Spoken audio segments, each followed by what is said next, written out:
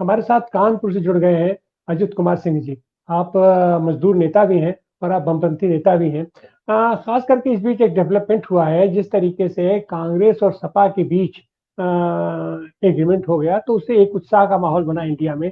लेकिन वहीं पर उत्तर प्रदेश के, खास करके उत्तर प्रदेश के सारे वामपंथी दलों ने अपना रोष व्यक्त किया है कि भाई हम भी इंडिया गठबंधन के अंग हैं, हमसे कोई राय नहीं ले रहा है, हमसे कोई बात नहीं कर रहा है, तो हमसे बात तो करो, हमारी भी अपनी कुछ बातें हैं। तो इस पर रोशनी। और ये पहली बार मजदूर और किसान मिल करके आंदोलन किए हैं, और उसका आज उसका तीसरा चरण था एक तरीके से। तो इस पर आपने रोशनी डालें अजित कुमार सिंह जी।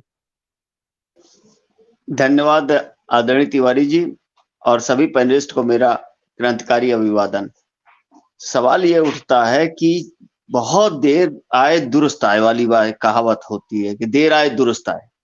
कांग्रेस सपा में जो गठबंधन हुआ तो एक दूसरे में पहले तो बहुत तीखी नोकझोंक चल रही थी। बाकायदा एक रथ जो एक तरीके से अखिलेश यादव घांकते चले जा रहे थे और घोषणा करते जा रहे थे कि हम 70 सीटों पे 80 सीटों पे लड़ेंगे। और फिर आरएलडी को भी उन्होंने शामिल कर रखा था, आरएलडी उनसे छूट करके चली गई, अभी अकेले पड़ गए थे।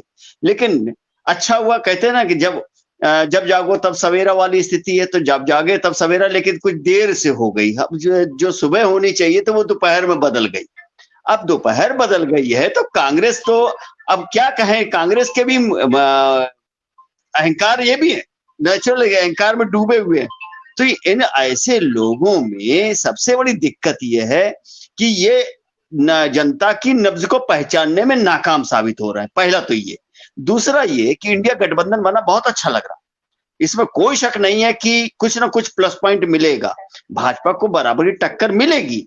लेकिन सवाल यहाँ पे एक और खड़ा होता है कि आखिर ये लोगों ने जो व्यूह बनाया है, जो व्यूहरचना बनाने जा रहे हैं, रणनीति बनाने जा रहे हैं, आखिर रणनीति वो कहाँ है? आपके मुंह से एक शब्द नहीं निकला। मैं डॉक्टर खान साहब से सहमत हूं कि एक बेरोजगार कन्नौज के अंदर आत्महत्या कर लेता, सवाल खड़ा करता व्यवस्था के ऊपर, और व्यवस्था के ऊपर सवाल इसलिए खड़ा करता कि आप उसको नौकरी नहीं दे सकते। और एक नहीं है, उत्तर प्रदेश के अंदर 25 लाख लोगों ने सिपाही भर्ती में आवेदन पत्र भरा था जो सड़कों पे थे। उनके साथ आपने कौन सा न्याय किया? सिर्फ ये बता करके 6 महीने के बाद हम फिर एग्जाम कराएंगे। लेकिन एक एक आदमी का अगर 1000 रुपए कम से कम खर्च हुआ होगा अपने घर से और सेंटर तक जाने का, तो सोच लीजिए अरबों रुपया बर्बाद हो गया। इसका जिम्मेदार कौन होगा? सवाल यहां पर व्यवस्था बिल्कुल ध्वस्त हो चुकी है और कोई भी जवाबदेही ना तो बाबा जी तय कर रहे हैं और ना ही हम, बहुत माफ करिएगा, बहुत ही तीखे शब्दों में एक शब्द नहीं निकला है, चाहे वामपंथी हो, चाहे कांग्रेसी हो, चाहे वो अखिलेश यादव हो, कि उस बेरोजगार के लिए उन्होंने एक सवाल खड़ा किया हो कि व्यवस्था में नौकरी नहीं दे पाए। इसके जिम्मेदार कौन होगा? इसकी जवाबदेही कौन तय करेगा? ये जवाबदेही तय नहीं हो रही है, ये सबसे बड़ा संकट है। और ये संकट जवाब देगा आने वाले चुनाव में। तो व्यवस्था कहीं ना कहीं से बिल्कुल पंग हो चुकी है। अब आपने सवाल खड़ा कर दिया कि वामपंथी को पूछा नहीं जा रहा। वामपंथी खुद में ही दिवालिया हो चुका है। बहुत ईमानदारी के साथ कह रहा हूं कि आप बेरोजगारी के मसले पर कोई सवाल ही नहीं खड़ा करते, आप शिक्षा के ऊपर कोई सवाल नहीं खड़ा करते, आप महंगाई के ऊपर कोई सवाल नहीं खड़ा करते। मैं किसान आंदोलन, हम लोगों ने सब पूरी कोशिश है कि किसान आंदोलन को पूरा सपोर्ट मिलना चाहिए, जिस तरीके से मिलना चाहिए होना चाहिए, अपनी ताकत के अनुसार होना चाहिए, ताकत के क्षमता के अनुसार होना चाहिए। लेकिन आखिर क्षमता में भी तो देखना पड़ेगा कि हम कितनी सौदेबाजी के लिए तैयार हैं, और सौदेबाजी आपकी कहीं ना कहीं कमजोर पड़ी है। उस सौदेबाजी का नतीजा है कि आज आपको ना तो सपा पूछती है ना कांग्रेस पूछता। एक समय था यही सपा वाले, यही कांग्रेस वाले आपके बिना चल नहीं सकते थे। तो आपने खुद अपनी स्थिति ऐसी बनाई क्योंकि आपने जनता को नब्ज को पकड़ने में बहुत नाकाम साबित हुए। लेकिन फिर भी अभी समय है, आप अपने बल पर अपना कैंडिडेट खड़ा करिए। नहीं कांग्रेस के साथ होता है, नहीं सपा के साथ होता, ना पूंजीवादी दलों के साथ होता, क्षेत्रीय दलों के साथ कोई संबंध नहीं बनता, गठबंधन नहीं बनता। क्यों पीछे पीछे भाग रहे भाई? आप अपने बल पे खड़े होइए, कैंडिडेट खड़ा करिए, जीतेगा हारेगा देखा जाएगा। तो कम से कम एक जवाबदेही तो तय होगी कि हम कहां थे। ये जवाबदेही हम वामपंथियों को भी लेनी पड़ेगी, इस सिस्टम को भी लेनी पड़ेगी, इस व्यवस्था को लेनी पड़ेगी। और जब तक जवाबदेही तय नहीं होगी तब तक कोई भी समस्या का हल होने वाला नहीं, क्योंकि सिस्टम टोटली फेल्योर हो चुका संदेश खाली से मणिपुर से लेकर के और यूपी के तक। तो सिस्टम में कहीं जवाबदेही नहीं है, इसलिए हालात यहां तक पहुंच रहे हैं और हालात कितने बुरे होंगे यह आने वाला समय बताएगा। धन्यवाद जी, बहुत बहुत धन्यवाद।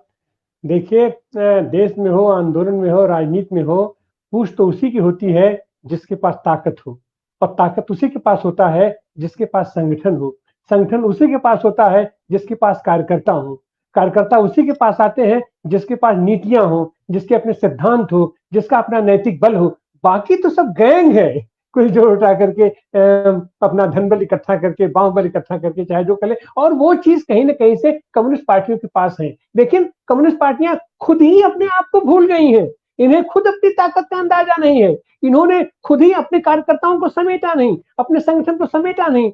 हम आपको बताएं व्यक्तिगत बात, काशी विश्वविद्यालय में एक लंबे अरसे से वामपंथी संगठन ऑल इंडिया एजुकेशन फेडरेशन का कोई पदाधिकारी नहीं चुना जा रहा था।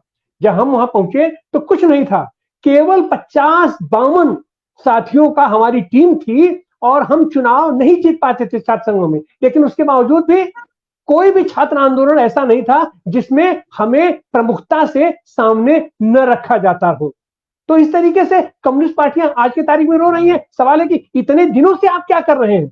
आप खाली पिछलग्गू बनकर क्या पड़े रहेंगे? आप किसी से संपर्क नहीं करेंगे, आप किसी से बात नहीं करेंगे, आप राजनीतिक क्षेत्रों में भी आप दखल नहीं करेंगे, तो कोई आपको क्यों पूछेगा? क्यों पूछेगा आपको? आपके पास धन है नहीं, आपके पास संगठन है नहीं, आपका हाँ नीतियां हैं, सिद्धांत है। खैर